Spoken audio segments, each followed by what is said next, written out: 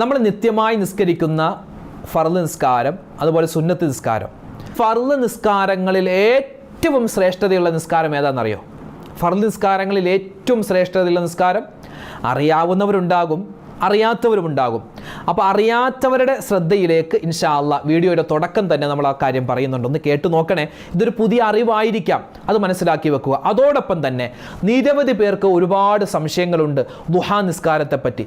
എല്ലാ സംശയങ്ങളും തീർത്ത് ദുഹാ നിസ്കാരത്തിൻ്റെ എ മുതൽ സെഡ് വരെയുള്ള മുഴുവൻ കാര്യങ്ങളും ഇൻഷാ അല്ലാഹ് ഈ ഒരു ചെറിയ വീഡിയോയിൽ നിങ്ങൾക്ക് കേൾക്കാം.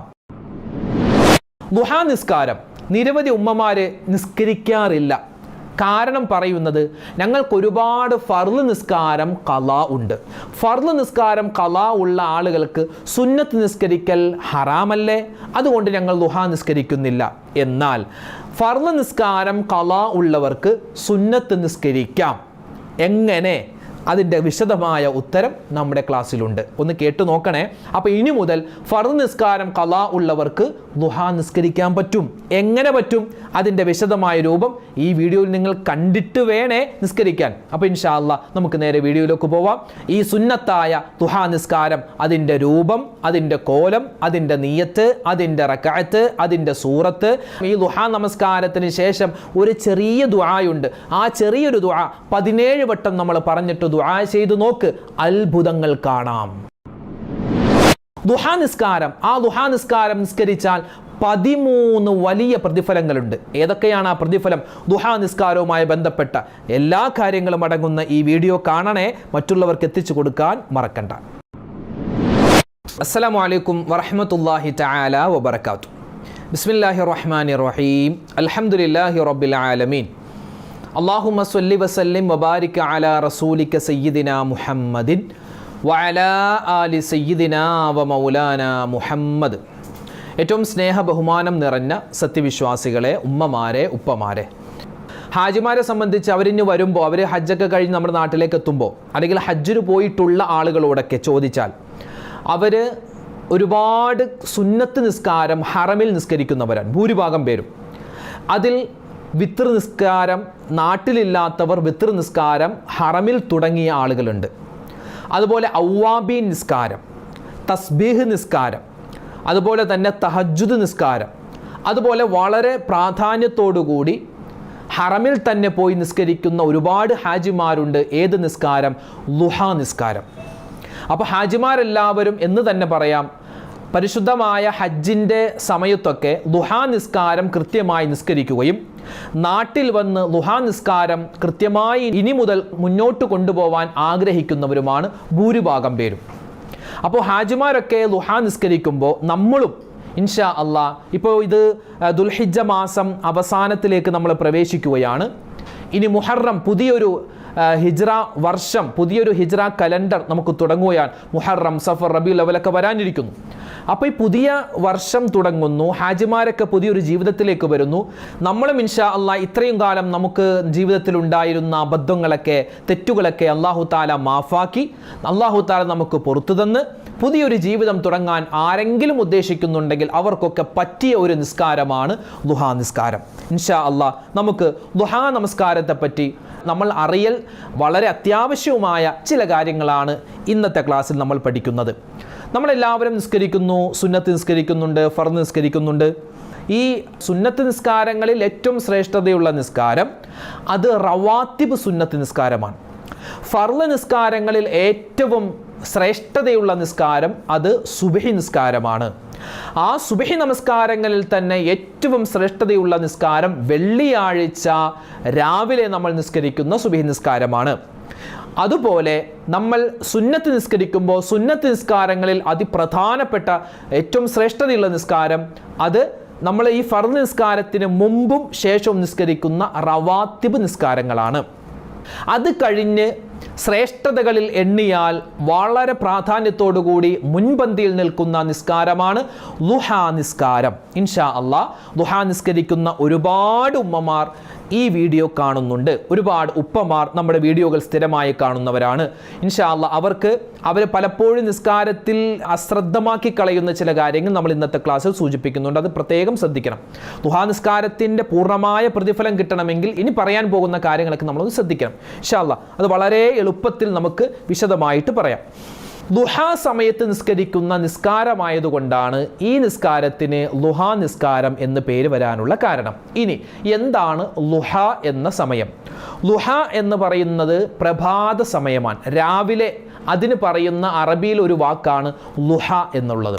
ഏകദേശം ലുഹ എന്ന് പറഞ്ഞാൽ കറക്റ്റ് ഒരു 9 മണി, 9:30, 10 മണി, 10:30 ആ ഒരു ടൈമിനാണ് പൂർണ്ണമായും ലുഹ എന്ന് പറയാറുള്ളത്.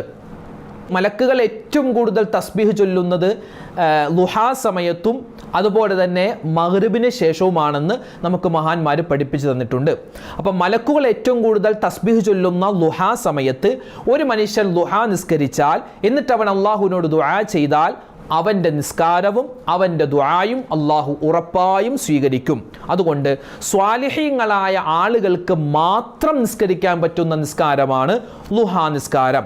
ഈ ലുഹാ നിസ്കാരം കൃത്യമായി ഏതെങ്കിലും ഒരാൾ മുടങ്ങാതെ നിസ്കരിക്കുന്നുണ്ടെങ്കിൽ, ഏതെങ്കിലും എൻ്റെ ക്ലാസ് കേൾക്കുന്ന, നമ്മുടെ ക്ലാസ് സ്ഥിരമായി കേൾക്കുന്ന, നമ്മുടെ ക്ലാസ്സുകൾ മറ്റുള്ളവർക്ക് എത്തിച്ചു കൊടുക്കുന്ന ഏതെങ്കിലും ഉമ്മായോ ഉപ്പായോ ഉണ്ട്, അവർ നിത്യമായി ലുഹാ നിസ്കരിക്കുന്നവരാണെങ്കിൽ മനസ്സിലാക്കാം അവർ സ്വാലിഹീങ്ങളിൽ പെട്ടവരാണ്.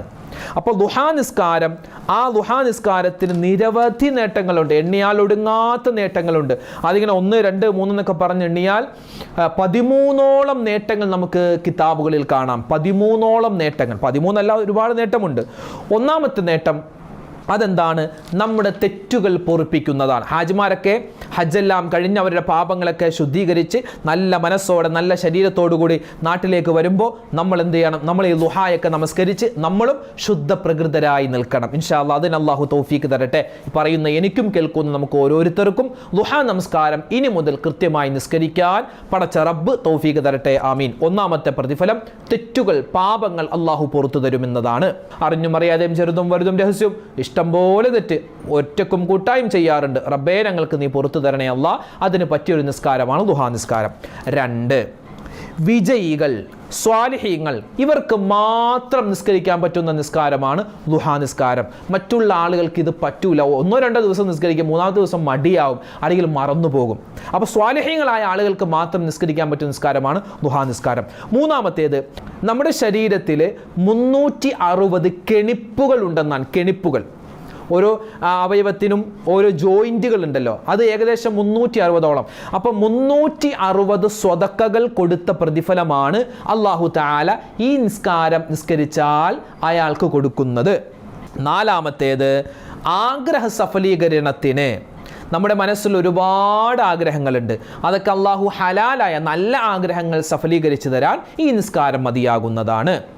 പിന്നെയോ 5ാമത്തെ പ്രതിഫലം മഹത്തുക്കൾ പറയുന്നു, പരിപൂർണമായ ഒരു ഉംറ ചെയ്തത് പോലത്തെ ഒരു പ്രതിഫലം അല്ലാഹു ഈ നിസ്കരിക്കുന്ന ആളുകൾക്ക് കൊടുക്കുന്നതാണ്.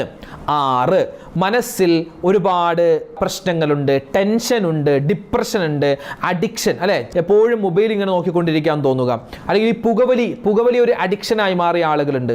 അതുപോലെ ഈ മധുരം ഒരുപാട് കഴിക്കുക, അതിങ്ങനെ അഡിക്ഷനായി. എന്തെങ്കിലും ഒരു കാര്യം നമുക്ക് ഒഴിവാക്കാൻ പറ്റാതെ ഉണ്ടെങ്കിൽ അതിൻ്റെ പേരാണ് അഡിക്ഷൻ എന്ന്. അതായത് അടിമപ്പെട്ടു പോകുന്നൊരവസ്ഥ. അതുപോലെ തന്നെ മടി, ഇതൊക്കെ മാറാൻ, മനസ്സ് ശാന്തമാവാൻ ലുഹാ നമസ്കാരം പതിവാക്കി ഈ ലുഹാ നമസ്കാരത്തിന് ശേഷം പറയുന്ന ഒരു ദുആയുണ്ട്, ആ ദുആ കൂടി നമ്മൾ പറയണം. 7ാമത്തേത്, നരകമോചനം കിട്ടാൻ കാരണമാണ്. 8ാമത്തേത്, അശ്രദ്ധയുണ്ട്, ശ്രദ്ധ കിട്ടുന്നില്ല, പഠിക്കാൻ ഒരു ഏകാഗ്രത കിട്ടുന്നില്ല, ജോലിയിൽ ഏകാഗ്രത കിട്ടുന്നില്ല എങ്കിൽ ഈ നിസ്കാരം നിസ്കരിച്ചോളി, നമുക്ക് ആ ഒരു പ്രശ്നത്തിൽ നിന്നും പരിഹാരമുണ്ടാകും. 9ാമത്തേത്, സ്വർഗത്തിന് 8 കവാടങ്ങളുണ്ട്. അതിലൊരു കവാടം ഈ ലുഹാ നമസ്കാരം കൃത്യമായി നിസ്കരിക്കുന്നവർക്ക് വേണ്ടി അല്ലാഹു തുറന്നു വെക്കുന്നതാണ്. അല്ലാഹു നമുക്ക് ആ കവാടത്തിലൂടെ സ്വർഗത്തിൽ കടക്കാനുള്ള തൗഫീക്ക് തരട്ടെ. 10ാമത്തേത്, നമ്മുടെ ശാരീരികമായ വേദനകൾ, മാനസികമായ അസ്വസ്ഥതകൾ, രോഗങ്ങൾ, അതൊക്കെ ശാന്തി കിട്ടാൻ, അതൊക്കെ മാറാൻ ഈ ലുഹാ നമസ്കാരവും അതിന് ശേഷമുള്ള പ്രത്യേകമായ ഒരു ദുആയും നമുക്ക് കാരണമാണ്. 11ാമത്തേത്, ജീവിതത്തിൽ ജീവിതത്തിൽ സന്തോഷ വാർത്തകൾ നമുക്ക് കേൾക്കണോ എങ്കിൽ ഈ നിസ്കാരം പതിവാക്കിക്കോളി. പിന്നെ 12-ാമത്തേത്, ഞാൻ നേരത്തെ പറഞ്ഞതുപോലെ 360 കെണിപ്പുകളുണ്ട്. ഓരോന്നിന് പകരമായും നമ്മൾ സ്വതക്ക കൊടുക്കണം. എല്ലാ ദിവസവും 360 സ്വതക്ക കൊടുക്കാനൊന്നും പറ്റൂലല്ലോ. അപ്പം അതുകൊണ്ട് സ്വതക്ക കൊടുത്ത പ്രതിഫലം കിട്ടുന്ന ഒരു നിസ്കാരമാണ് ഈ ളുഹാ നമസ്കാരം. 13-ാമത്തേത്, ഖബർ, നരകം, ആഖിറം ഇവയുടെ ശിക്ഷയിൽ നിന്നെല്ലാം അള്ളാഹു നമ്മളെ സംരക്ഷിക്കുന്നതാണ്. അപ്പോൾ ഇത്രയും സമയം നമ്മൾ പറഞ്ഞത് ളുഹാ നിസ്കരിക്കുന്ന ഒരാൾക്ക് കിട്ടുന്ന പ്രതിഫലങ്ങളാണ്. ഈ പ്രതിഫലങ്ങൾ കേട്ടിട്ട് വേണം ഉമ്മമാരെ ഇനി നമ്മൾ നിസ്കാരത്തിലേക്ക് പ്രവേശിക്കാൻ. അപ്പോൾ നമ്മൾ ചെയ്യുന്നൊരു കാര്യത്തിന് ഇത്രമാത്രം ശ്രേഷ്ഠതയുണ്ടെന്ന് മനസ്സിലായി. ഇനി നമുക്കതിൻ്റെ ബാക്കി കാര്യങ്ങളിലേക്ക് കടക്കാം. ഒന്ന്, എപ്പോഴാണ് ഈ നിസ്കാരം നിസ്കരിക്കേണ്ടത്? അതായത് ഇതിൻ്റെ സമയം സൂര്യൻ ഉദിച്ച് 20 മിനിറ്റ് കഴിഞ്ഞ്. സൂര്യൻ ഉദിക്കുന്നത് ഏകദേശം ഉദയമുള്ളത് 6 മണിക്കാണെന്ന് വിചാരിക്കുക. ഉദയം 6 മണിക്ക് സൂര്യൻ ഉദിക്കുമെങ്കിൽ ഒരു 6:20 അല്ലെങ്കിൽ 6:25 നമ്മൾ എന്ത് ചെയ്യണം? ഈ നിസ്കരിക്കാനുള്ള ടൈം തുടങ്ങും. അപ്പോൾ നമുക്ക് നിസ്കരിക്കാം. പിന്നെ നിസ്കാരത്തിൻ്റെ ടൈം തുടങ്ങുന്നത് സൂര്യൻ ഉദിച്ച് 20 മിനിറ്റ് കഴിഞ്ഞ് എത്ര സമയം വരെ ഉണ്ട്? ളുഹർ ബാങ്കിന് മുമ്പ് വരെ നമുക്ക് ഈ നിസ്കരിക്കാനുള്ള സമയം ഉണ്ട്. ഏറ്റവും നല്ല സമയം ഞാൻ നേരത്തെ പറഞ്ഞതുപോലെ ഒരു 9 മണി, 9:30, 10 മണി, 10:30 ആ ഒരു മണിക്കൂറുകളിലാണ് ഏറ്റവും ശ്രേഷ്ഠതയുള്ള സമയം ളുഹാ നിസ്കരിക്കാൻ. ജമാഅത്ത് സുന്നത്തില്ലാത്ത നിസ്കാരമാണ് ളുഹാ നിസ്കാരം. ഒറ്റക്ക് നിസ്കരിക്കലാണ് വേണ്ടത്. അതാണായാലും പെണ്ണായാലും ഒറ്റക്ക് നിസ്കരിക്കലാണ് നല്ലത്. പിന്നെ ഈ നിസ്കാരത്തിന് മുമ്പ് ബാങ്കും ഇക്കാമത്തും ഒന്നും കൊടുക്കേണ്ട ആവശ്യമില്ല. നിയ്യത്ത് വെച്ചിട്ട് വെറുതെ കൈകെട്ടി നിസ്കരിച്ചാൽ മതിയാകുന്നതാണ്. പിന്നെ ഈ നിസ്കാരത്തിൻ്റെ റക്അത്ത് കൂടിയത് 12 റക്അത്താണ്. ഏകദേശം ഒരു മധ്യ നിലപാട് അത് 8 റക്അത്താണ്. ഏറ്റവും കുറഞ്ഞത് 2 റക്അത്താണ്. അപ്പം 2 നിസ്കരിക്കാം, 4 ആക്കാം, 6 ആക്കാം, 8 ആക്കാം, 10 ആക്കാം, 12 ആക്കാം. ഇതിൽ നമുക്ക് പറ്റുന്ന രൂപത്തിൽ 2 പറ്റുമെങ്കിൽ 2 മതി. ആ 2 തന്നെ എല്ലാ ദിവസവും നിസ്കരിച്ചാൽ മതി. ചില ആളുകൾ 4 നിസ്കരിക്കും അല്ലെങ്കിൽ 8 നിസ്കരിക്കും. എങ്ങനെ നിസ്കരിച്ചാലും കുഴപ്പമില്ല. 2, 4, 6, 8, 10, 12 2 റക്അത്ത് നിസ്കരിച്ചാലും നിസ്കാരം ശരിയാകും, മതിയാകുന്നതാണ്. ഇനിയിപ്പോൾ ഒരാൾ 4 റക്അത്ത് നിസ്കരിക്കാൻ ഉദ്ദേശിച്ചാൽ ആദ്യം 2 റക്അത്ത് നിസ്കരിച്ച് സലാം വീട്ടി വീണ്ടും നിയ്യത്ത് വെച്ച് 2 റക്അത്ത് നിസ്കരിക്കുക. അങ്ങനെയാണ് നിസ്കരിക്കേണ്ടത്. അല്ലാതെ ളുഹർ നിസ്കരിക്കുന്നത് പോലെ ഒന്നിച്ച് 4 റക്അത്ത് അല്ല. പുരുഷന്മാർക്ക് ഈ നിസ്കാരം പള്ളിയിൽ നിസ്കരിക്കലാണ് ഏറ്റവും ഖൈർ. വീട്ടിൽ നിസ്കരിച്ചാലും ശരിയാകും, പക്ഷെ പള്ളിയിൽ നിസ്കരിക്കലാണ് ഏറ്റവും നല്ലത്. സ്ത്രീകൾ വീട്ടിൽ തന്നെ നിസ്കരിക്കലാണ് വേണ്ടത്. ഇനി ഈ നിസ്കാരത്തിൻ്റെ നിയ്യത്ത് പറയാം. എന്താണ് നിയ്യത്ത്? ഈ നിസ്കാരത്തിൻ്റെ നിയ്യത്ത് ഉസല്ലി സുന്നത്തുൽ ളുഹാ റക്അത്തൈനി മുതവജ്ജിഹൻ ഇലൽ ഖിബ്ലത്തി അദാഅൻ ലില്ലാഹി തആല. ഒന്നുകൂടി പറയാം. ഉസല്ലി സുന്നത്തുൽ ളുഹാ റക്അത്തൈനി മുതവജ്ജിഹൻ ഇലൽ ഖിബ്ലത്തി അദാഅൻ ലില്ലാഹി തആല. 2 റക്അത്ത് ളുഹാ നമസ്കാരം അല്ലാഹു തആലാക്ക് വേണ്ടി ഖിബിലക്ക് മുന്നിട്ട് ഞാൻ നിസ്കരിക്കുന്നു. 2 റക്അത്ത് ളുഹാ നമസ്കാരം അല്ലാഹു തആലാക്ക് വേണ്ടി ഖിബിലക്ക് മുന്നിട്ട് ഞാൻ നിസ്കരിക്കുന്നു എന്ന് നിയ്യത്ത് വെച്ച് കൈകെട്ടുക. അല്ലാഹു അക്ബർ കൈകെട്ടുക. കൈകെട്ടിയതിന് ശേഷം വജ്ജഹത്തു ഓതുക. വജ്ജഹത്ത് ഓതി കഴിഞ്ഞ് നമ്മൾ ഫാത്തിഹ ഓതുക. ഫാത്തിഹ ഓതി കഴിഞ്ഞിട്ട് ആദ്യത്തെ റക്അത്തിൽ ഏറ്റവും നല്ല രൂപം ആദ്യത്തെ റക്അത്തിൽ നമ്മൾ സൂറത്തു ശംസ് ഓതലാണ്. സൂറത്തു ശംസ് അറിയാവുന്ന ആളുകൾ ഉണ്ടാകും, ഉമ്മമാരൊക്കെ ഉണ്ടാകും. ഏത് സൂറത്താ? വശംസി വളുഹാഹ വൽഖമരി ഇദാ തലാഹ വന്നഹാരി ഇദാ ജല്ലാഹ വല്ലൈലി ഇദാ യഗ്ശാഹ വസ്സമാഇ വമാ ബനാഹ. ആ സൂറത്ത് അറിയാവുന്നവർക്ക് ആ സൂറത്ത് 1-ാമത്തെ റക്അത്തിൽ ആദ്യം ഓതാം. അത് കഴിഞ്ഞ് ആ സൂറത്ത് ഓതിക്കഴിഞ്ഞിട്ട് രണ്ടാമതായി നമ്മൾ ആ സൂറത്ത് ഓതിക്കഴിഞ്ഞിട്ട് ഓതൽ പ്രത്യേകം സുന്നത്താണ് സൂറത്തുൽ കാഫിറൂൻ. 1-ാമത്തെ റക്അത്തിൽ 2 സൂറത്ത്. ഫാത്തിഹ കഴിഞ്ഞ് ആദ്യം ഓതേണ്ടത് വശംസി വളുഹാഹ. ആ സൂറത്ത് ഓതി കഴിഞ്ഞിട്ട് പിന്നെ അതോടൊപ്പം തന്നെ നമ്മൾ സൂറത്തുൽ കാഫിറൂനും ഓതൽ നല്ലതാണ്. കാരണം 2 രൂപത്തിലും ഹദീസ് വന്നിട്ടുണ്ട്. 2 രൂപത്തിൽ 1-ാമത്തെ റക്അത്തിൽ വശംസി വളുഹാഹയാണ് ഓതേണ്ടതെന്നും അല്ല സൂറത്തുൽ കാഫിറൂനാണ് ഓതേ 2 ഹദീസും വന്നിട്ടുണ്ട്. അപ്പോൾ 2 ഹദീസിൽ നിന്നും നമുക്ക് അമൽ ചെയ്യാൻ വേണ്ടി 1-ാമത്തെ റക്അത്തിൽ നമ്മൾ വശംസി വളുഹാഹ ഓതി കഴിഞ്ഞിട്ട് നമ്മൾ ഖുൽ യാ അയ്യുഹൽ കാഫിറൂൻ സൂറത്തും നമുക്ക് ഓതാം. ഇനി വശംസി വലുഹാഹ അറിയില്ല എങ്കിൽ സൂറത്തുൽ കാഫിറൂൻ ഒന്നാമത്തെ റക്അത്തിൽ ഓതിയാലും മതിയാകുന്നതാണ്. ഇനി അത് കഴിഞ്ഞ് പിന്നെ നമ്മൾ റുക്കൂ ചെയ്യുക, ഇഅ്തിദാൽ, സുജൂദ്, അങ്ങനെ ആ റക്അത്ത് പൂർത്തിയാക്കി രണ്ടാമത്തെ റക്അത്തിലേക്ക് വരിക. രണ്ടാമത്തെ റക്അത്തിൽ ഫാത്തിഹ ഓതി അത് കഴിഞ്ഞ് പിന്നെ നമുക്ക് സുന്നത്തായിട്ടുള്ളൊരു സൂറത്താണ് നമുക്കറിയാവുന്ന വല്ലുഹ സൂറത്ത്. വല്ലുഹ വല്ലൈലി ഇദാ സജാ മാ വദ്ദഅക റബ്ബുക വമാ ഖലാ എന്ന സൂറത്തുൽ ദുഹ അല്ലെ, ആ സൂറത്തുൽ ദുഹായിലാണ് വല്ലുഹ, ലുഹാ സമയത്തെ തന്നെയാണ് സത്യം. അപ്പോൾ ഈ വശംസി വലുഹാഹ എന്ന സൂറത്തിലും വല്ലുഹ എന്ന സൂറത്തിലും രണ്ടിലും ഈ ലുഹാ സമയത്തെ പറ്റി പ്രതിപാദിക്കുന്നത് കൊണ്ട് ദുഹാ നിസ്കാരത്തിൽ ഈ രണ്ട് സൂറത്തും ഓതൽ സുന്നത്താണ്. അപ്പോൾ രണ്ടാമത്തെ റക്അത്തിൽ നമ്മൾ ഓതൽ സുന്നത്തായിട്ടുള്ള ഒരു സൂറത്ത് എന്താണ്? വല്ലുഹ വല്ലൈലി ഇദാ സജാ എന്ന സൂറത്താണ്. അതോടൊപ്പം തന്നെ ആ സൂറത്ത് ഓതിക്കഴിഞ്ഞ് സൂറത്തുൽ ഇഖ്ലാസ്, ഖുൽ ഹുവല്ലാഹു അഹദ് സൂറത്ത് ഓതലും നല്ലതാണ്. ഇനി ഒരാൾക്ക് വശംസി വലുഹാഹ എന്ന സൂറത്തും അറിയില്ല, അതുപോലെ തന്നെ വല്ലുഹ വല്ലൈലി ഇദാ സജാ എന്ന സൂറത്തും അറിയില്ല എങ്കിൽ ഒന്നാമത്തെ റക്അത്തിൽ സൂറത്തുൽ കാഫിറൂനും രണ്ടാമത്തെ റക്അത്തിൽ ഖുൽ ഹുവല്ലാഹു അഹദ് സൂറത്ത് ഓതിയാലും മതിയാകുന്നതാണ്. ഇനി ഇത് രണ്ടും, ഈ ഒരു സൂറത്തും അറിയില്ല എങ്കിൽ അറിയാവുന്ന സൂറത്ത് ഓതുക, ഒരു സൂറത്തും അറിയില്ല, ആ ഒറ്റ സൂറത്തും അറിയില്ല എങ്കിൽ വെറുതെ നമ്മൾ ബിസ്മില്ലാഹിർ റഹ്മാനിർ റഹീം എന്നെങ്കിലും ആ ഒരു സൂറത്തിന് പകരമായി പറയൽ നല്ലതാണ്. അത് കഴിഞ്ഞ് പിന്നെ നമ്മൾ റുക്കൂവിലേക്ക് പോയി, പിന്നെ ഇഅ്തിദാലിൽ വന്നു, സുജൂദ് ചെയ്തു, ഇടയിലെ ഇരുത്തം, പിന്നെ സുജൂദ്, പിന്നെ അത്തഹിയാത്ത്. അത്തഹിയാത്തിൽ നമ്മൾ പൂർണ്ണമായിട്ട് അത്തഹിയാത്തും സ്വലാത്തും പിന്നെ ദുആയും ഒക്കെ ഓതി നമ്മൾ സലാം വീട്ടുക. അപ്പോൾ ഇതാണ് 2 റക്അത്ത്. ഇനി വീണ്ടും 2 റക്അത്ത് നിസ്കരിക്കാൻ ഉദ്ദേശിക്കുന്നുണ്ടെങ്കിൽ ഇതുപോലെ തന്നെ നിയ്യത്ത് വെച്ച് ഇതുപോലെ തന്നെ നമ്മൾ നിസ്കാരം ഈ ഫാത്തിഹ ഇതുപോലെ തന്നെ സൂറത്ത് ഓതി നമുക്ക് നിസ്കരിക്കാവുന്നതാണ്, കുഴപ്പമില്ല. ഇനി ഈ നിസ്കാരം, ലുഹാ നിസ്കാരം നമ്മൾ നിസ്കരിച്ച് കഴിഞ്ഞിട്ട് ഒരു ദുആ പറയൽ പ്രത്യേകം നല്ലതാണ്. ഏതാണ് ആ ദുആ? നിങ്ങൾക്ക് സ്ക്രീനിൽ കാണാം ദുആ ഏതാണെന്ന്. ഒരാൾ ദുഹാ നമസ്കാരത്തിന് ശേഷം ഇനി പറയാൻ പോകുന്ന ഈ ദുആ പറഞ്ഞിട്ട് അവൻ എത്ര വട്ടം പറയണം? 17 വട്ടം, 17 പ്രാവശ്യം ഒരു മനുഷ്യൻ ഈ ദുആ പറയുകയാണ്, ഈ ദിക്ർ പറയുകയാണ്. എന്നിട്ടവൻ ദുആ ചെയ്താൽ ഈ പറയപ്പെട്ട നമ്മൾ 13 പ്രതിഫലങ്ങൾ പറഞ്ഞു, ആ 13 പ്രതിഫലങ്ങളും അള്ളാഹു അവനിക്ക് കൊടുക്കുന്നതാണ്. അവൻ്റെ പ്രയാസ പ്രതിസന്ധികൾ അള്ളാഹു മാറ്റിക്കൊടുക്കും, ഹലാലായ മുറാദുകൾ ഹാസിലാക്കും, അവൻ്റെ പ്രശ്നങ്ങൾ അള്ളാഹു മാറ്റിക്കൊടുക്കും, ഊരാ കുടുക്കുകൾ കള്ളക്കേസുകൾ അള്ളാഹു മാറ്റിക്കൊടുക്കും ഇൻഷാ അല്ലാഹ്. അത്രമാത്രം ശ്രേഷ്ഠതയുണ്ട് ഈ ദുആക്കും ഈ ഒരു നിസ്കാരത്തിനും. അപ്പോൾ ഏതാണ്? ഈ ദുഹാ നിസ്കാരം കഴിഞ്ഞ് 17 വട്ടം പറയണം. എന്ത്? റബ്ബിഗ്ഫിർലി വർഹംനി വതുബ് അലയ്യ ഇന്നക അന്തത് തവ്വാബുർ റഹീം. ഒന്ന് പറഞ്ഞേ. റബ്ബിഗ്ഫിർലി വർഹംനി വതുബ് അലയ്യ ഇന്നക അന്തത് തവ്വാബുർ റഹീം. എന്താ അതിൻ്റെ അർത്ഥം? അല്ലാഹുവേ എനിക്ക് നീ പൊറുത്തു തരണം, എനിക്ക് നീ കരുണ ചെയ്യണം, എൻ്റെ തൗബ നീ സ്വീകരിക്കണം, നീ തൗബ സ്വീകരിക്കുന്നവനും കരുണ ചെയ്യുന്നവനുമാണല്ലോ.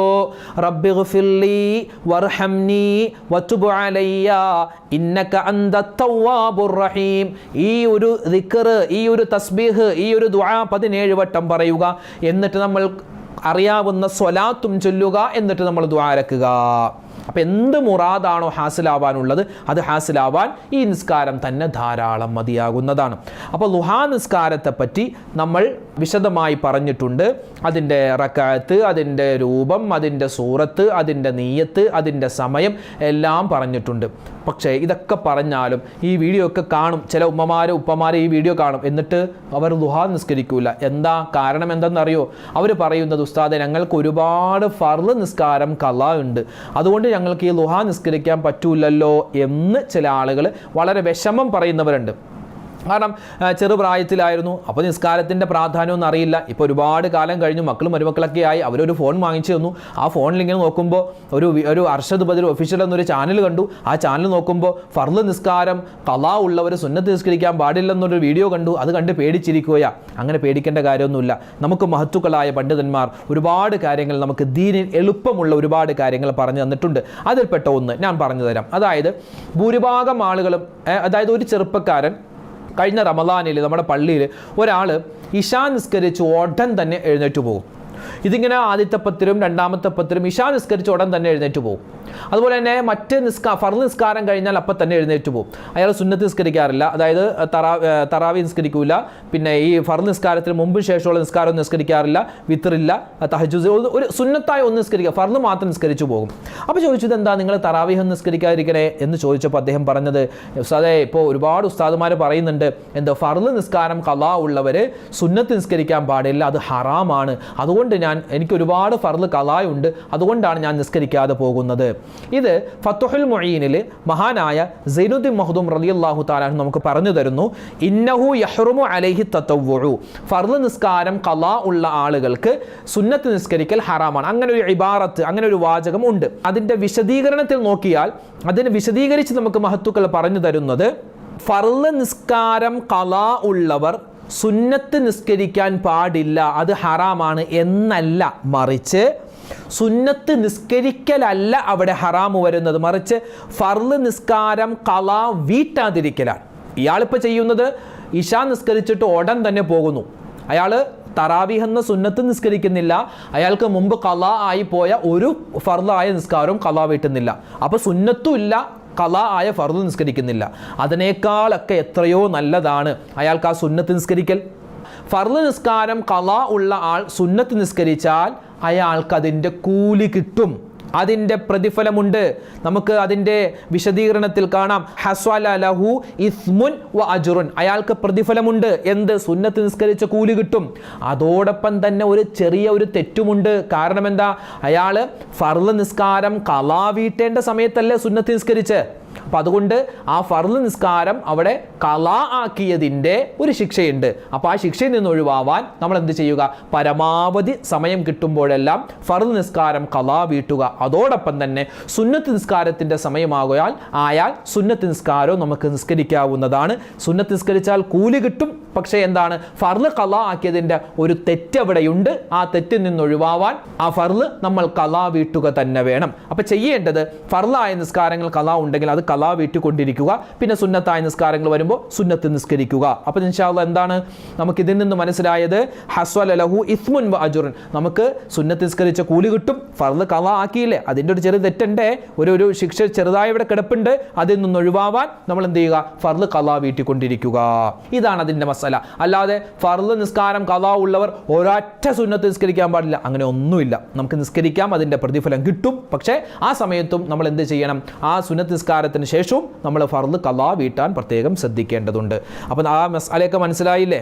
ഒരുപാട് ഉമ്മമാർക്ക് സംശയമുണ്ട്, അപ്പോൾ അതൊക്കെ പറഞ്ഞിട്ടുണ്ട്. അപ്പോൾ ഇൻഷാ അല്ലാഹ് ഈ പറഞ്ഞ കാര്യങ്ങൾ ജീവിതത്തിൽ അമൽ ചെയ്യാൻ അള്ളാഹു നമുക്ക് എല്ലാവർക്കും തൗഫീഖ് തന്ന് അനുഗ്രഹിക്കുമാറാവട്ടെ. ഒരുപാട് ഉമ്മമാരും ഉപ്പമാരും നമ്മളോടൊക്കെ ദുആ ചെയ്യാൻ ഓരോ വീഡിയോകൾക്ക് താഴെ പറയാറുണ്ട്. അള്ളാഹു പടച്ചവൻ ആരെല്ലാം ഞങ്ങളോട് ദുആ ചെയ്യാൻ പറയുന്നു, എല്ലാവരുടെയും എല്ലാ പ്രയാസ പ്രശ്നങ്ങളും മാറ്റിക്കൊടുക്കണേ അല്ലാഹ്. പരിശുദ്ധമായ ളുഹാ നമസ്കാരം ഞങ്ങൾക്ക് കൃത്യമായി നിസ്കരിക്കാനുള്ള തൗഫീഖ് തരണേ റഹ്മാനെ. ഒരുപാട് പ്രയാസങ്ങളും ഒരുപാട് ഹലാലായ മുറാദുകളും ഞങ്ങളുടെ മനസ്സിലുണ്ട്. എല്ലാം സമയം പോലെ ഖൈറായ രൂപത്തിൽ ഞങ്ങൾക്ക് നീ നൽകിക്കൊണ്ടിരിക്കണേ അല്ലാഹ്. ഒരുപാട് വിഷമങ്ങളുണ്ട്, മാറ്റിത്തരണേ അല്ലാഹ്. അതുപോലെ തന്നെ പ്രവാസികളായ നിരവധി പേര് ദ്വാരക്കാൻ പറഞ്ഞിട്ടുണ്ട്. അള്ളാഹു പടച്ചവനെ അവരുടെയൊക്കെ പ്രയാസങ്ങളും അവരുടെയൊക്കെ പ്രശ്നങ്ങളും സങ്കടങ്ങളും നീ മാറ്റി കൊടുക്കണേ റഹ്മാനെ. മരണപ്പെട്ടു പോയവർക്ക് നീ മഗ്ഫിറത്ത് കൊടുക്കണേ അല്ലാഹ്. ആമീൻ യാ റബ്ബൽ ആലമീൻ. അസ്സലാമു അലൈക്കും വറഹ്മത്തുള്ളാഹി വബറകാതുഹു.